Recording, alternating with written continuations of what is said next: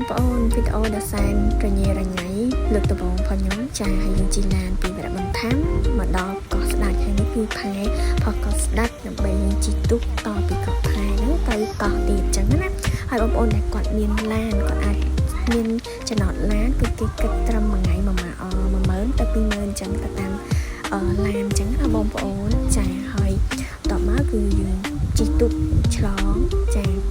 នេះគឺផែនៅកោះស្ដេចខាងប៉ោយជប៉ុនចាបន្ទាប់ពីយើងចតធ្វើផែនឹងហើយយើងជីទូកតមកឆ្លងទៅកោះស្ដេចទៀតបងប្អូនហើយសម្រាប់ទៅកោះស្ដេចហ្នឹងគឺយើងជីទូកម្នាក់តែ10000តែជាទូកតែនេះទូកកន្លែងក្រុមការងារខ្ញុំទូកធំចឹងណាបន្ទាប់ពីហើយយើងជីម៉ូតូទៅភូមិ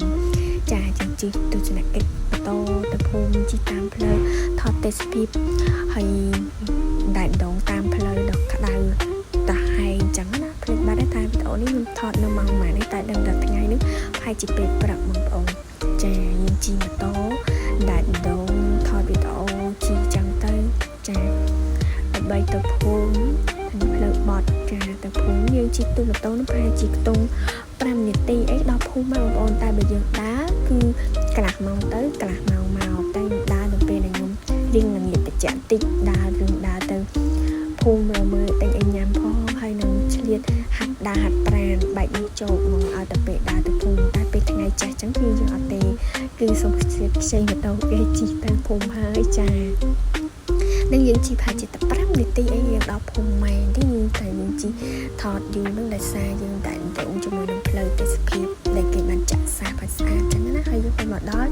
កន្លែងទស្សនៈមួយខ្ញុំឃើញស្អាតចឹងខ្ញុំដើរមកថតចឹងណាហើយដោយសារឃើញមានអាងទឹក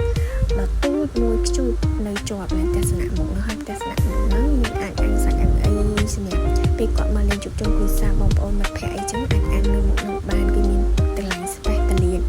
ឲ្យគាត់ធ្វើកម្មវិធីពេលល្ងាចអីញ៉ាំអីបានស្រីអញ្ចឹងហើយទស្សនៈគឺតម្លៃធូរថ្លៃអញ្ចឹងបងប្អូនមកដល់អាចមកគេនៅក្នុងក្បាលហើយគឺតម្លៃអាចទទួលយកបានអញ្ចឹងណា